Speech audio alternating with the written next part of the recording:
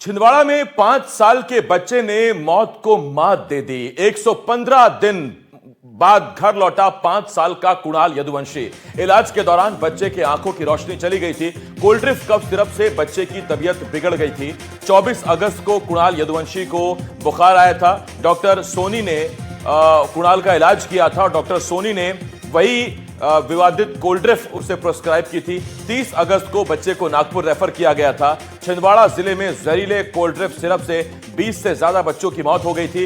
इस दौरान इस कफ सिरप से छिंदवाड़ा के जाटा छापर गांव का 5 साल का कुणाल यदुवंशी भी जहरीली कफ सिरप कोल्ड ड्रिंक का शिकार हुआ था। लेकिन अब 5 साल का मासूम कुणाल मौत को मात देकर 115 दिन बाद अपने घर लौट आया है। जिस घर में पिछले 3 महीनों से सन्नाटा पसरा था, वहां बेटे के लौटते ही फिर से खुशियां लौट आई हैं। आपको बता दें कि कुणाल को 24 अगस्त को सामान्य बुखार आया था। परिजन उसे स्थानीय डॉक्टर प्रवीण सोनी के पास ले गए थे। वहां से मिली दवा और सिरप पीने के बाद उसकी हालत सुधरने के बजाय बिगड़ती चली गई थी। छिंदवाड़ा में जहरीले कोल्ड ड्रिंक सिरप के कारण पूरे छिंदवाड़ा जिले में 22 बच्चों की मौत हुई थी। वहीं एक बच्चा कुणाल यदुवंशी भी जहरीले कोल्ड ड्रिंक सिरप से गंभीर हुआ था, जिसका नागपुर में लगभग 115 दिन इलाज चला। वहीं कुणाल यदुवंशी एक ऐसा बच्चा है जिसने मौत को मात देकर 115वें दिन बाद जो है सही सलामत घर लौटा है। वहीं कुणाल यदुवंशी को अब फिर भी देखने और चलने में थोड़ी समस्या आ रही है, लेकिन परिवार वालों में खुशी की लहर है।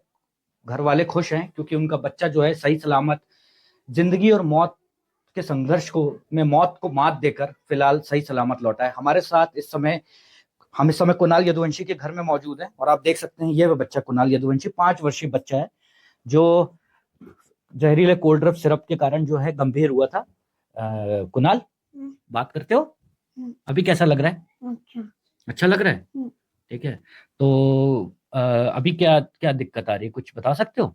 क्या लग रहा है कुछ? अभी आंख में नहीं दिख रहा अभी? नहीं। अच्छा, तो अभी अच्छा, थोड़ा सा अच्छा फील कर रहे हो? तो आप देख सकते हैं कि ये है कुणाल यदुवंशी जो 5 वर्षीय बच्चा है जिसका जो जब ये 30 अगस्त को यहाँ पे मैं आपको बता दूं कि बीमार हुआ था, जिसको प्रवीण सोनी के पास लेके गए थे, तब कोल्ड ड्रिंक सिरप के कारण जो है ये बच्चा जो है बीमार हुआ था। लगभग 115 दिन ही हुए हैं अभी। 115 दिन के बाद ये अब जाके जो है सही सलामत ये बच्चा लौटा है। हमारे साथ इनके फादर मौजूद है। सर, आपका नाम बताइए। टिंकू यदुवंशी। सर, ये बताइए कि कब बीमार हुआ था ये और क्या किया था आपने? 24 अगस्त को एक फीवर आया था, बुखार आया था, तो डॉक्टर प्रवीण सोनी के यहाँ ले गए थे दिखाया मेरे को। उसके बाद से फिर दोबारा बुखार उतरा नहीं, तो सिरप पिलाया तो ये उल्टी वगैरह चालू कर दिया, बच्चा बुखार नहीं उतरा। फिर 27 अगस्त को ले गए, डॉक्टर बोले कि इनको टाइफाइड है। तो फिर उसके बाद बच्चे की कंडीशन गिरती गई, बार बार उल्टी कर रहा है बच्चा और पेट थोड़ा फूलना चालू कर दिया। फिर हमने इसको 30 अगस्त को डॉक्टर नाहर के यहाँ लगे, तो उन्होंने बोला बच्चे किडनी काम करना बंद कर दिया, इनको नागपुर ले जाइए। नागपुर में एड्रेस दिए उन्होंने नेल्सन हॉस्पिटल का। 31 अगस्त के बच्चा 11 सितंबर तक नेल्सन हॉस्पिटल में रहा। फिर वहाँ पैसे की स्थिति नहीं थी हमारे पास, जब तक जो था हमारे पास आर्थिक स्थिति, वहां तक इलाज कराए।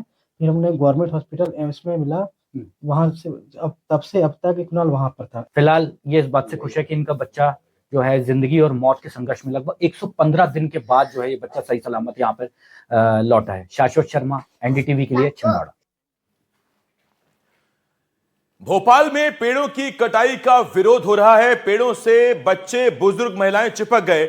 लोगों ने कटे हुए पेड़ों को श्रद्धांजलि भी दी। 10 लेन का अयोध्या बाईपास किया जा रहा है। 10 लेन रोड के लिए हजारों पेड़ काटे जाएंगे। भोपाल में पेड़ों की कटाई के विरोध में चिपको आंदोलन देखने को मिला।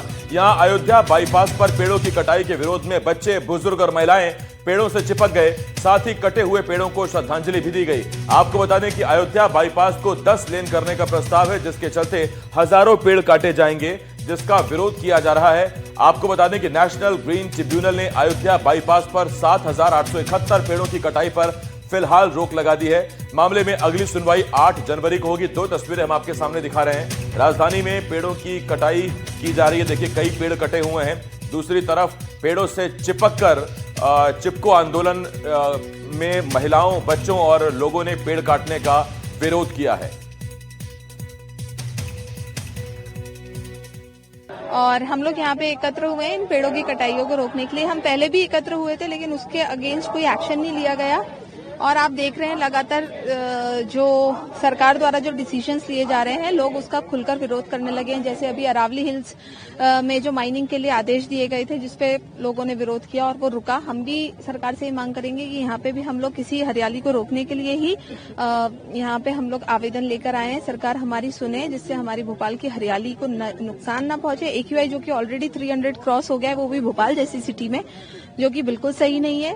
अस्थायी आदेश हैं। एनजीटी ने 8 तारीख तक के लिए रोक लगाई है कि 8 तारीख तक वृक्ष नहीं कटेंगे।